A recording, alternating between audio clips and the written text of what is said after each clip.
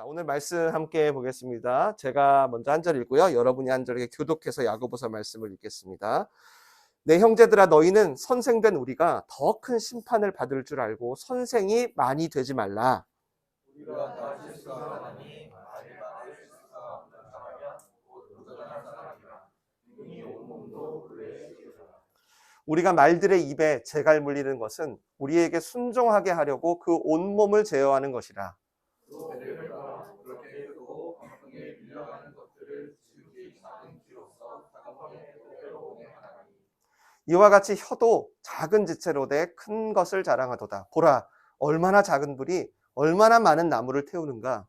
너는 곧 우리의 세계라. 너는 우리 실제에서 온몸을 더럽히고 삶의 죄악들을 불사르니 그 사는 것이 지옥에서 나느니라. 여러 종류의 짐승과 새와 벌레와 바다의 생물은 다 사람이 길들일 수 있고 길들여 왔거니와 너는 이 일들의 사람이 없나니 시기하지 아니하고 죽이는 족이 거기라는 것이라. 이것으로 우리가 주 아버지를 찬송하고 또 이것으로 하나님의 형상대로 지음받은 사람을 저주하나니 하나님에서 찬송과 저주가 나오는도다. 내 형제들아, 이것이 마땅하지 아니하냐. 샘이 한 구멍으로 어찌 단물과 쓴물을 내겠느냐. 함께 읽습니다. 내 형제들아, 어찌 무화과 나무가 감람 열매를 포도나무가 무화과를 맺겠느냐. 이와 같이 짠 물이 단물을 내지 못하느니라. 아멘. 이는 하나님의 말씀입니다. 오늘도 이 말씀을 통해서 저희가 하나님의 음성을 듣게 될 거예요. 그리고 어떤 분은 어떻게, 어떤 분은 다르게 듣겠지만 순종할 준비하시면서 들으시면 좋겠습니다. 지난주에 우리가 야고보서의 핵심을 들었어요. 이거가 뭐였냐면 믿음은 행함까지가 찐 믿음이다라는 거예요. 믿음이 있다면 단순히 그런 지적인 동의, 어떤 내 감정적인 동의만으로는 안 된답니다. 아브라함처럼 라합처럼 어떤 증거로서 행함이 있는 것이 당연한 것인데 지금까지 야고보 사도가 쭉 읽다 보니까 우리가 특별히 강조해서 나타나는 행함의 양상들을 보여줬어요. 먼저는 고아와 과부의 환난을 돌봐주는 것. 믿음이 있다고 하면서 가난한 자를 돌보지 않는다면 그건 죽은 믿음이다. 또 차별하지 않는 것.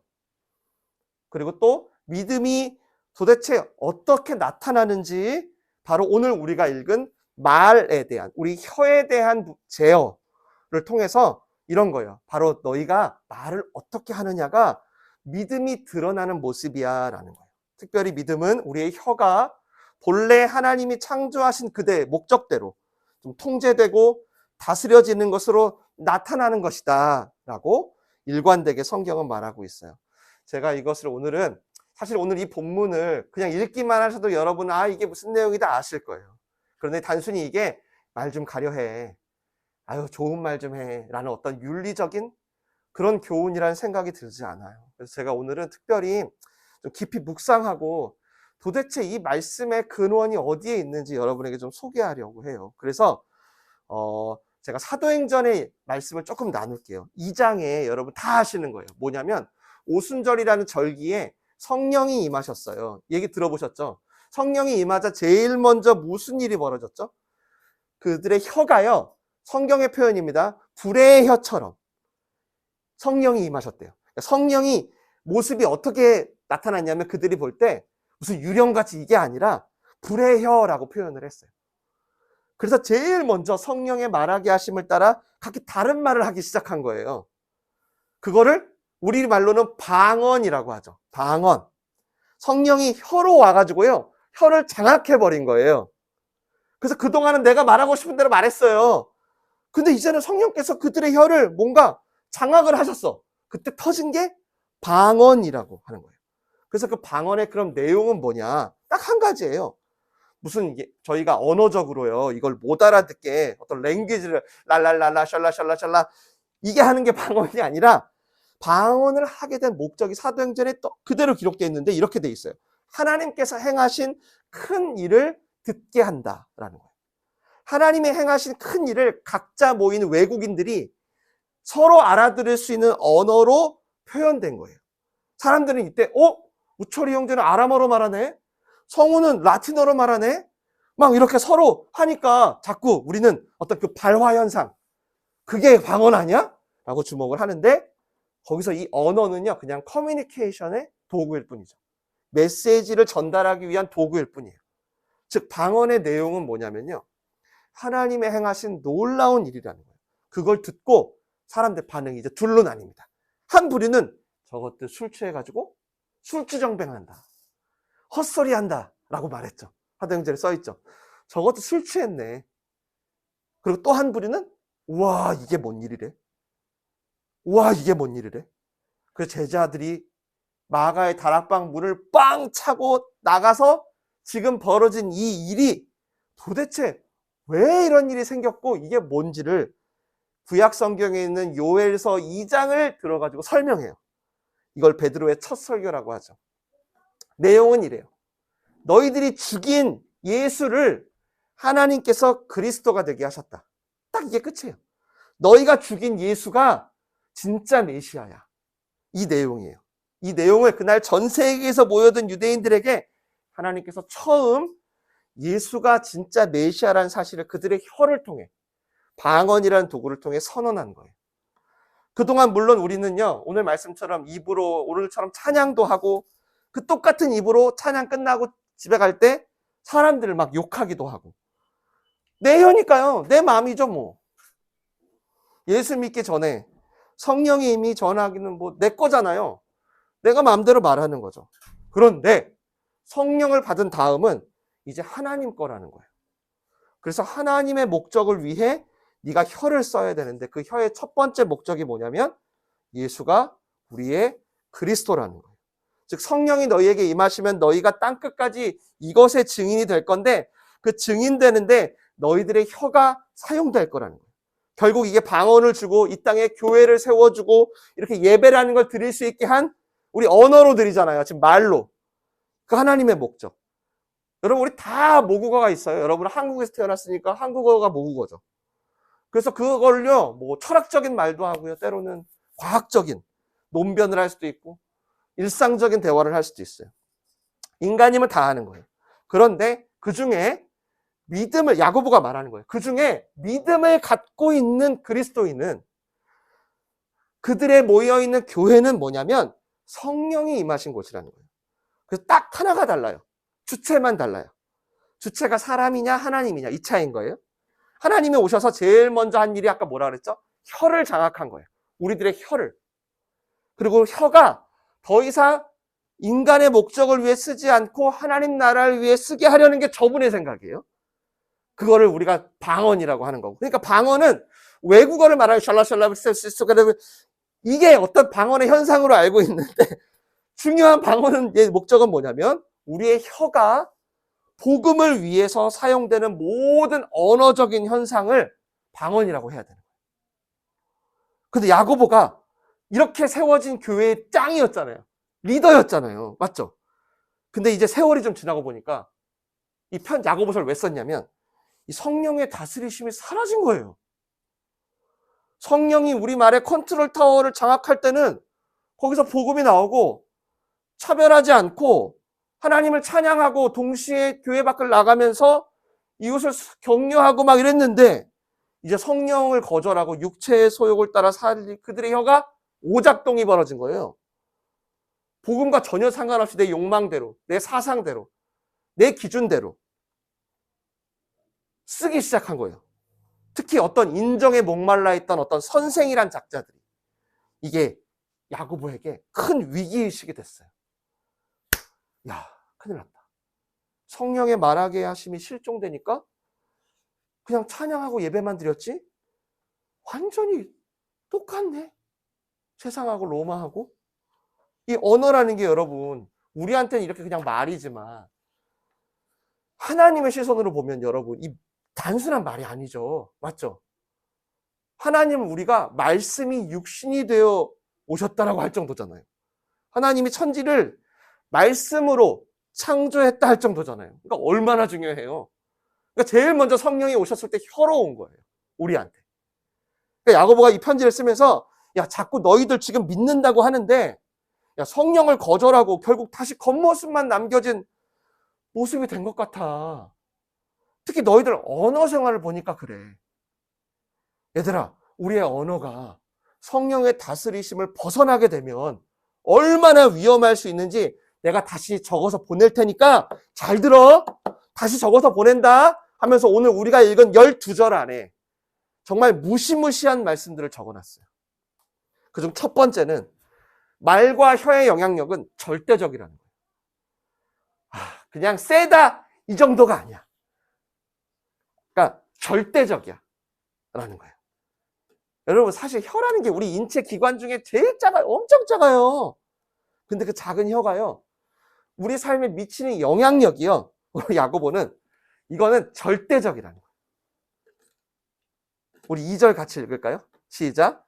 우리가 다 실수가 많으니 만일 실수가 없는 자라면 곧 온전한 사람이라 능히 온몸도 굴레에 씌우리라. 대단하죠. 여기서 온전하다는 말은 영어 성경에는 perfect이라고 나와 있어요. 완전하다. 그러니까 이 말씀은 무슨 말이냐면 한마디로 말에 실수가 없는 사람은 아무도 없다. 누가 완전해요? 예수님 외에. 그리고 이 작은 혀로 온몸에 굴레를 씌울 만큼 위력이 어마어마하다. 그 절대적인 위력을 오늘 야고보가 3가지로 아주 쉽게 설명해 줘요. 먼저는 말의 재갈이에요. 여러분 말의 입에 재갈 물린 거 보셨죠? 뭐 직접 못 봤어도 뭐 TV를 통해 봤을 거잖아요. 보통 몸무게가 500kg, 조금 큰 놈은 1톤. 그렇게 무거운 말인데 여러분 이 말을 움직일 수 있는 유일한 것이 오직 재갈이에요. 그러니까 이 재갈이라고 하는 건 무슨 뜻이냐면 주도권을 의미해요. 주도권, 절대적인 주도권. 말의 재갈을 물리면 아무리 1톤짜리 말이라도 주도권을 갖게 돼요. 오른쪽으로 당기면요, 얘가 오른쪽으로 가요. 왼쪽이면 왼쪽, 둘 다 당기면 멈춰요. 그리고 또 두 번째는 더 쉬워요. 배. 더 크죠? 배의 키예요. 그 큰 배를 움직이는 건 선수에 있는 작은 키예요. 그 키로 배 전체를 움직이는 거죠. 그리고 또 마지막 작은 불씨를 설명했어요. 여러분 이거 다 저 이제야 좀 말할 수 있었지만 뭐 공소시효가 끝났으니까 제가 초등학교 때 저희 권사님 아실 수도 있는데 친구랑 동네에서 불놀이를 했어요. 불놀이를 하다가 정말 거의 동산을요 다 태웠어요. 난리 났어요. 한 2시간 3시간 동네 사람 끄다가 소방차 오고, 솔직히 말하면 제가 했다고는 말 못해요. 왜냐면 친구들하고 동시에 했는데 약간 제가 한 것 같기도 해요. 근데 뭐 어차피 공소시효가 끝났으니까 지금 제가 할 수는 없는데 너무너무 무서웠어요. 너무 무섭고, 아니 우리 손에 그 작은 게 어떻게 그게 다 태웠을까. 정말 요만한 불씨인데 상상도 못했던 거죠. 우리는 몇 년 전 강원도 그 고성 산불 때도 봤지만 정말 작은 불꽃 하나가 바짝 마르면 나뭇잎끼리도 스파크를 일으킨대요. 그 작은 스파크가 정말 온 산을 다 태워버리잖아요. 이게 왜 얘기하냐면, 그러니까 너희가 갖고 있는 지금 혀의 위력이 이 정도야 라는 걸 말해주는 거예요. 근데 여러분 이게 이렇게 막강한 영향력인데, 이 영향력이 우리 삶을 긍정적인 방향으로 끌고 가면 얼마나 좋아요. 말 한마디가 천냥빚을 갚듯이 긍정적으로 얼마나 좋아요. 마치 원자력이 여러분 전기 에너지를 만들잖아요. 그래서 우리를 도와주잖아요. 너무 귀하죠. 근데 만약에 이걸 폭탄으로 하면 어때요? 폭탄으로. 뭐 히로시마 원자폭탄만이 아니라 정말 어마어마한 문제를 일으키잖아요. 의사의 손에 작은 메스가 우리 종양을 제거할 때는 세상에 이렇게 귀할 수가 없지만, 여러분 그 작은 메스를 잘못 쓰면 큰일 나잖아요. 우리의 혀가 그렇다는 거예요. 아주 작은데 그냥 무심코 한 말인데 오늘 야고보는요 한 사람의 몸과 한 사람의 인생 전체를 다 무너지게 할 수 있다는 거예요. 여러분 탈주범의 대명사 신창원 아세요? 신창원. 청년분들 너무 좀 오래됐나요? 신창원이라고 있어요. 엄청 유명해요. 체포 당시에 화제가 됐어요. 이 신창원 씨가 초등학교 때 집안이 정말 찢어지게 가난했어요. 그래가지고 기성회비를 못 낸 거예요. 옛날에는 이걸 육성회비라고 불렀다. 육성회비를 못 낸 거예요. 학교에 무조건 내야 되는 돈이 있었어요. 그러니까 없으니까 어떻게 그냥 간 거죠. 학교를 갔는데, 근데 거기 선생님 한 분이 이 신창원이 어릴 때 이 애 가슴에다가 대못을 박은 거죠. 그런 말을 한마디 했어요. 그대로 옮겨보면, 죄송합니다, 이 새끼야 기성회보도 못 내는 놈이 학교는 뭐하러 나와? 이렇게 욕을 한 거죠. 그때 신창원 씨의 고백이 뭐였냐면 그때를 기억하면서 이렇게 얘기했더라고요. 그때 내 마음속에 악마가 들어왔다. 이렇게. 그 어린 한 소년의 마음을 확 이렇게 짓밟아서 그 말 한마디가 그 아이의 인생에 어떤 악의 재갈을 물린 거죠. 그 한마디가 그 아이의 인생의 배의 키를 뺏어버린 거죠. 그래서 오늘 이 야고보는 이 혀가 너희 안에서 성령으로 통제되지 않으므로 지금 부정적인 영향이 끼쳐지고 있다는 거예요. 그래서 이렇게 표현해요. 함께 읽겠습니다. 시작. 혀는 곧 불이요 불의의 세계라. 혀는 우리 지체 중에서 온몸을 더럽히고 삶의 수레바퀴를 불사르라니 그 사르는 것이 지옥불에서 나느니라. 이 혀가요. 우리 온몸을 온전하게 만든다라고 말을 하는 게 아니고요. 온몸을 더럽힌답니다. 그것도 지옥불로. 우리의 모든 수고가요. 하루아침에 잿더미로 무너져 내리는 게 바로 이 혀의 오작동이 돼요. 말 한마디 잘못한 게 우리를 지옥으로 끌고 간대요. 내 마음속에 악마가 들어왔다. 여러분 이 지옥불이라는 말이요. 원어로 게나헨이란 말인데 들어보셨을까요? 흰놈의 골짜기란 뜻이에요. 성경에서 지옥을 표현할 때 꺼지지 않는 불이라고 할 때 흰놈의. 그리고 이걸 지명으로도 써요. 지금 예루살렘을 삥 뚫은 쓰레기 소각장을 이걸로 불러요. 게나헨 이렇게 불러요. 쓰레기를 없애기 위해서 하루 종일 불을 피면서 악취를 내는 거. 입만 열면, 글만 쓰면, 카톡만 쓰면 지금 너에게 악취가 나고 있다는 거예요. 게다가 더 무서운 건 뭐예요? 온 몸만 더럽히는 게 아니야. 여기서 몸은 너희의 교회, 너희 공동체. 야, 너희 교회만이 문제가 아니라 너의 삶의 수레바퀴. 이건 뭐냐면 너의 인생의 모든 과정 다 불사른다는 거예요. 아주 끔찍하죠. 단순히 말 한마디가 아니라 온 인생을 송두리째 불사른다. 여러분도 있을 거예요. 제 주위에도 있었어요. 이런 분들. 정말 가장 친밀한 부부 사이에, 형제 자매 사이에, 친구 사이에, 가까운 사이에서 정말 한마디 말로 삶이 완전히 망가진 부부싸움을 하잖아요. 모르겠어요. 이제 아직 신혼부부이신 우리 하연자매 성형제 부부싸움 하실지 모르겠는데 안 하는 부부가 없잖아요. 다 하잖아요. 부부싸움 하거든요. 그래도 넘지 말아야 될 어떤 선이 있죠. 근데 그만 남편이 아내에게 이렇게 말해버린 거예요. 싸우다가 너 같은 거 이제 필요 없어 라고 말해버린 거예요. 그래서 이혼을 했어요. 근데 이 남자가 화병이 난 거죠. 화병이 나서 그래서 잡게 된 게 도박인 거예요. 도박에 빠졌죠. 그 돈을 잃고 이 더러운 세상 하면서 저주를 퍼붓고 그러다가 폐암에 걸렸어요. 그렇게 돌아가셨어요. 끔찍한 일이죠. 근데 이런 일이 특별한가요? 여러분 요즘 조금만 고개를 돌려보세요. 이분들도요. 제가 누군지 말할 수 없지만 지금 초대교회 다니는 분들처럼 교회 잘 다니는 분들이에요. 이 말이 얼마나 강력한 영향력을 갖고 우리의 삶의 수레바퀴를 불태우는지 우리가 알아야 한다는 거예요. 우리가 알아야 된다는 거예요. 근데 여러분 더 심각한 건 뭐냐면요. 죄송해요. 오늘 심각한 얘기만 해서 야고보가 이렇게 강력하게 하니까 더 심각한 건 뭐냐면요. 이 혀가 우리의 힘으로 통제되지 않는다는 겁니다. 아니 이렇게 영향력이 세면 우리가 브레이크를 잡아야 되잖아요. 맞죠?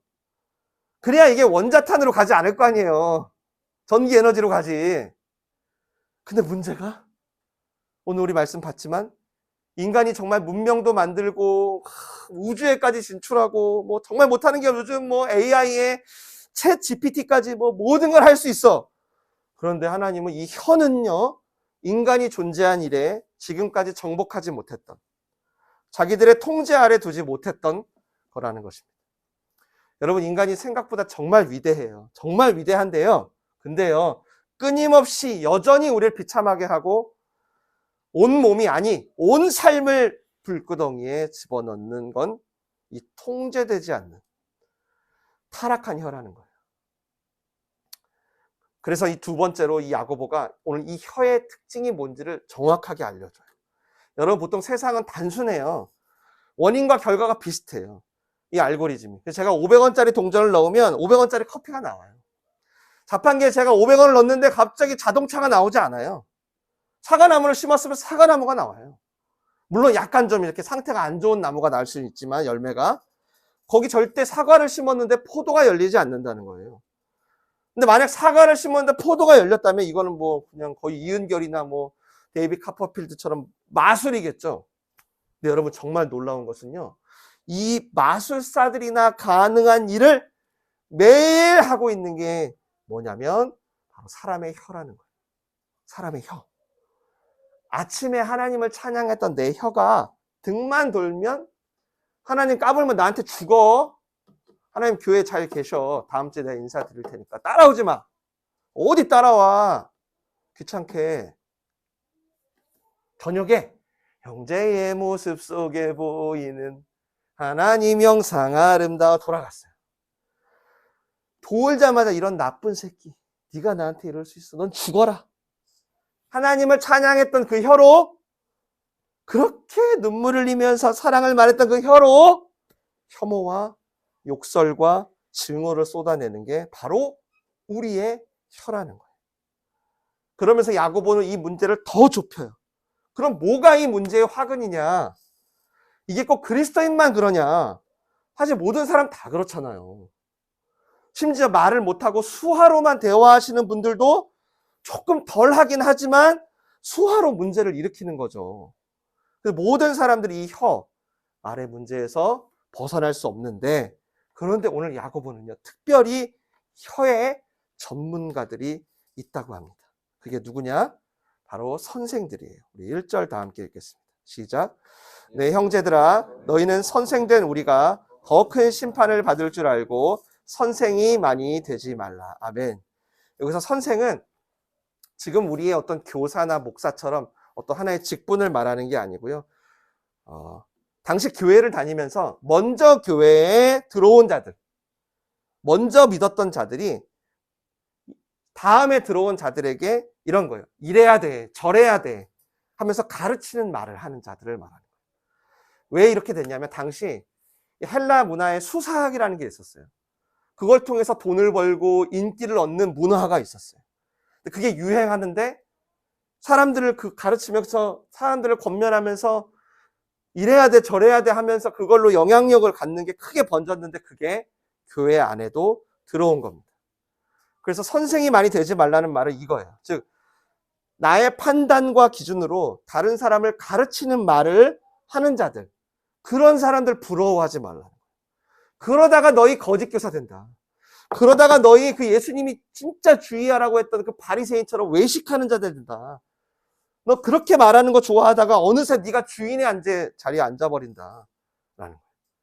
선생이 된다는 건 어떤 특별한 특권을 누리는 게 아니라 정말 얼마나 큰 책임과 사명이어야 되는지 지금 이 야고보가 모를까요? 그래서 얘기하는 거예요. 선생된 우리, 자기들 포함해서 야, 정말 선생 너무 잘 알잖아요. 야고보가. 제가 이거 보면서 제 신학교 때 교수님 한 분이 생각났어요. 유상현 교수님이라고. 유명한 분이세요. 신약학에서. 근데 신약학 수업에 항상 마지막 시간에 이런 말을 하는 거예요. 여러분 지금이라도 늦지 않았습니다. 제가 문을 열어둘 테니까 이 길이 아니라고 생각되는 사람은 지금 나가라고. 이분이 14번 했어요. 정말. 제 동기 중에서 2놈이 나갔고요. 정말로 나가는 거예요. 그 정도로 했어요. 그때는 제가 아유 왜 저러나. 왜냐면 몇 명 되지도 않거든요. 1년에 5명 뽑는데 신입생이 아니 학교 5명 중에 2명 자르면 3명 남는데 나가라는 거예요. 아 그때는 제가 도대체 이해를 못했어요. 그래서 되게 교수님을 싫어했어요. 근데 제가 이제 이런 현장에 와서 이 짧은 지식으로 여러분을 가르치고 여러분에게 설교를 잘한 자가 서보니까요. 그 말이 동의가 돼요. 정말 이 자리가 너무 두렵고 너무 무서운 자리라는 걸 실감하는 거죠. 저도 지금 전도사님들한테 그래요. 이왕이면 빨리 그만두라고. 이 길 가지 말라고. 야고보가 그 말 하는 거예요. 선생 되지 마라. 엄청난 무게감을 가진다. 혀라는 걸 우리 통제할 수 있을 것 같니? 절대 못한다. 거듭난 사람이라고 할 수 있다고? 절대 못한다. 이렇게 야고보가 외쳐요. 안타깝게 외치는데도 그러나 여전히 초대교회 성도들은 듣지를 않는 거예요. 헬라 문화에서 배운 그대로 교회로 갖고 와가지고 그저 잿밥에만 관심이 있었던 거죠. 사람들을 자꾸 가르치려고 하고 사람들을 자꾸 뭔가를 계속해서 그들을 바꾸려고 하고. 그러니 무슨 현상이 일어났을까요? 함께 읽겠습니다. 앞에 보시고 시작. 혀는 능히 길들일 사람이 없나니 쉬지 아니하는 악이요 죽이는 독이 가득한 것이라. 이것으로 우리가 주 아버지를 찬송하고 또 이것으로 하나님의 형상을 지음을 받은 사람을 저주하나니. 계속이요. 한 입에서 찬송과 저주가 나오는도다. 내 형제들아 이것이 마땅하지 아니하니라. 아멘. 내 형제들아 이거 마땅하지 않다. 너희 진짜 왜 그러냐? 어찌 믿음이 있다면서 교회 좀 다녔다면서 또 먼저 믿은 자로서 너희 가족들, 너희 동료들 가르치려 한다면서 어찌 한 입에서 찬송과 저주가 나올 수 있냐? 이거 불가능하다. 이거 위선적인 일이다. 사람들이 모였을 땐 찬송을 부르지만 아무도 없을 때는 절대 찬송을 부르지 않는, 복음에 대한 헌신은 전혀 없는 채 사람들의 인정과 지옥 안 가려는 어떤 자신의 교리와 칭찬을 유지하려고 믿음이 있다고 말하는 이런 위선자들은 절대 선생이 되면 안 된다. 사실 교회에 처음 나오는 분들이 이런 사고를 치는 일은 제가 봤지만 거의 없어요. 거의 없습니다. 여러분, 하나님을 찬송하고 형제를 저주하는 이걸 동시에 한다는 건요, 고도의 기술이 필요해요. 해보신 분 아실 텐데. 고도의 기술이 필요해요. 이게 여러분, 그래서 이런 오작동을 제일 많이 하는 사람들이 누구예요? 바로 이영준. 저처럼 성경을 가르치는 자들, 혹은 교회에 익숙해서 하나님에 대한 것을 말해주는 사람들이에요. 그런 자들에게 선포하는 거예요. 혀의 영향력은 절대적이야. 근데 너 그거 통제하기 어렵다. 근데 그거 통제하기 어려운 그걸 계속 십자가처럼 짊어지고 살아야 되는 게 선생들의 실존인데, 그러니까 저는 이 설교만 하면, 지금도 하고 있지만 이런 것 같아요. 여러분 한번 이미지를 그려보세요. 마치 사방에서 저를 때리는 것 같아요. 그래서 설교가 끝나면 제가 힘이 딱 빠져요. 꼭 축구 못하는 사람 스트라이커로 세우는 것처럼. 여러분도 그럴 거예요. 오늘 이 말씀 앞에 억울하기보다 대부분은 찔리실 거예요. 물론 우리가 위선자는 아니에요. 그리고 저는 오늘 야고보가 상대하고 있는 사람들도요, 그렇게 철저히 위선된 사람들은 아니라고 생각해요.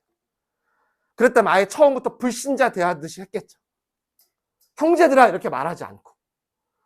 그러나 말과 행동이 다르다는 점에서 약간 좀 위선되게 행동할 가능성이 있는 선생들이죠. 근데 여러분, 이게 인간의 실존이에요.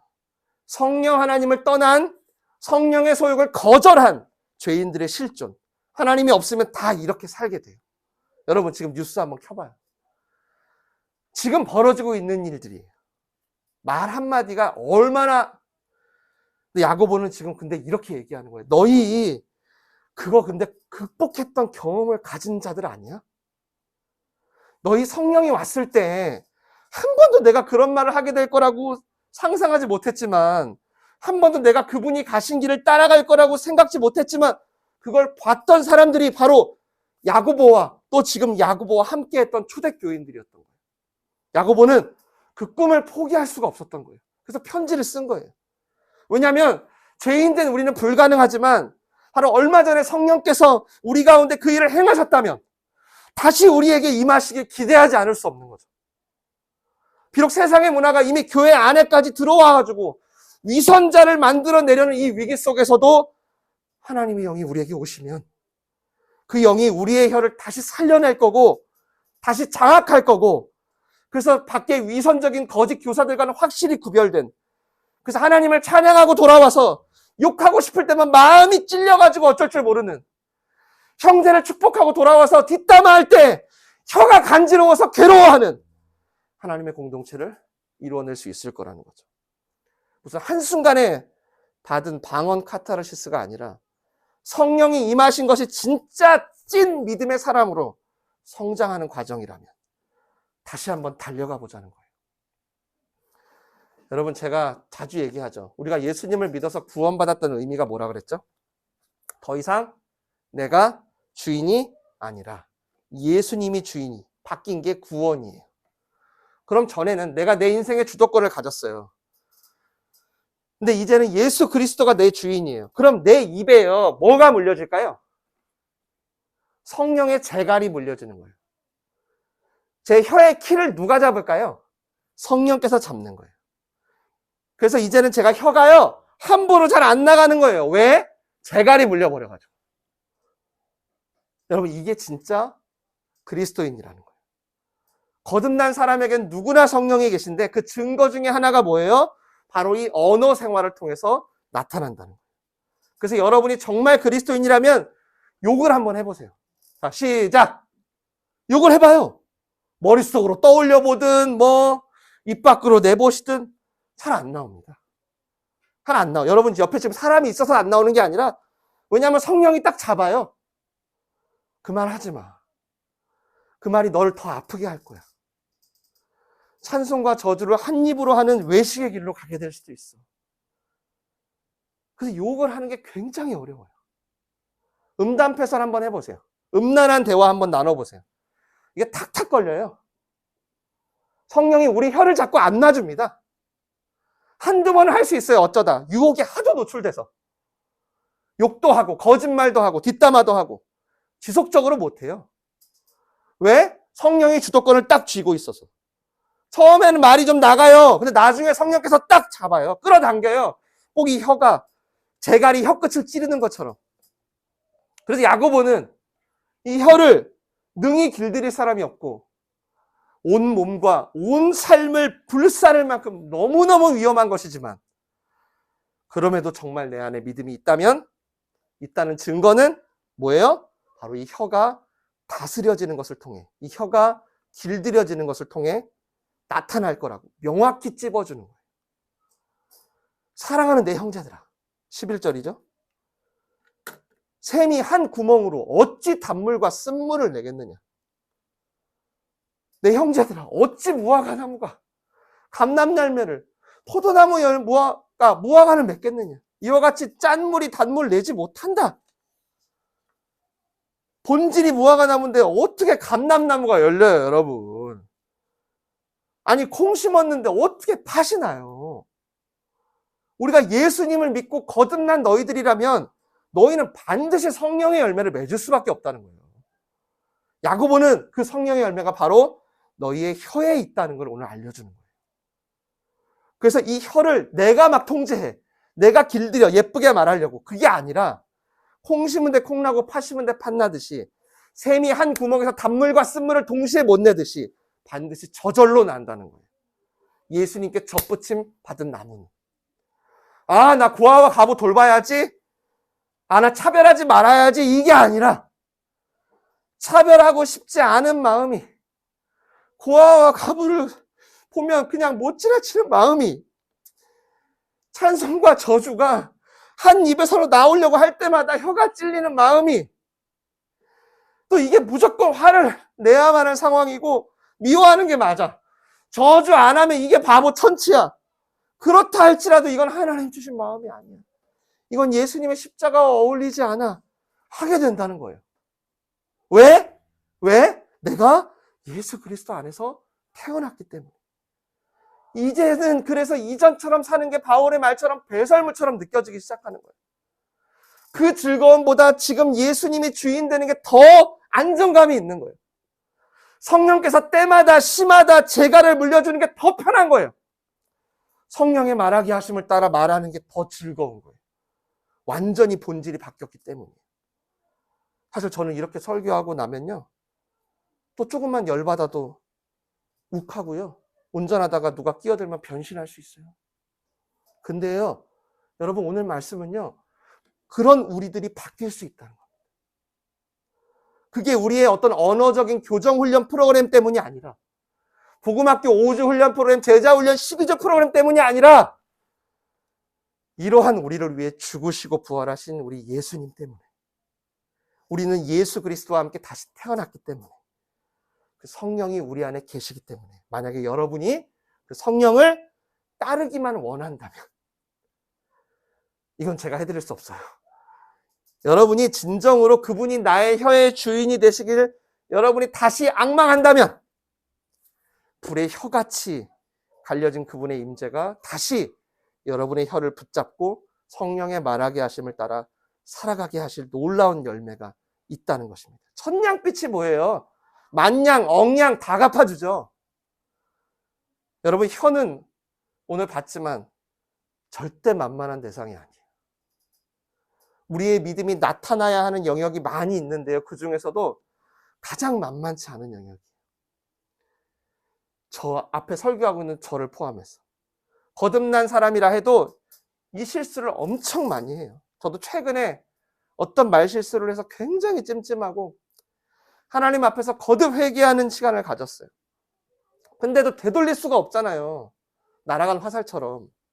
너무 괴롭고 더 성령께서 제갈 물려주시기를 구하게 되는 거죠.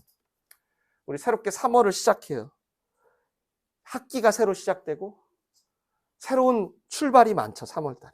여러분 다시 한번 저와 여러분이 이 언어의 주도권을 하나님께 올려드렸으면 좋겠습니다. 그 누구도 통제한 적 없는 그 위험한 혀가요. 하나님을 찬송하고 형제들을 저주하는 이율배반적인 외식의 수단이 아니라 성령께서 내게 임하여서 온 유대와 사마리아와 땅끝까지 이르러 예수님의 증인되는 혀로 사용되는 그게 저와 여러분의 말의 본질이고 또 우리가 회복해야 될 진짜 믿음의 행함이다라는 걸 깊이 새기시기를 주님의 이름으로 간절히 축원합니다.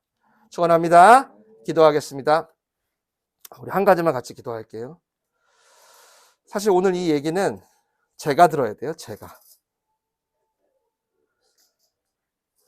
물론 여러분도 각자 주시는 오늘 깨달음이 있으신 줄 믿습니다.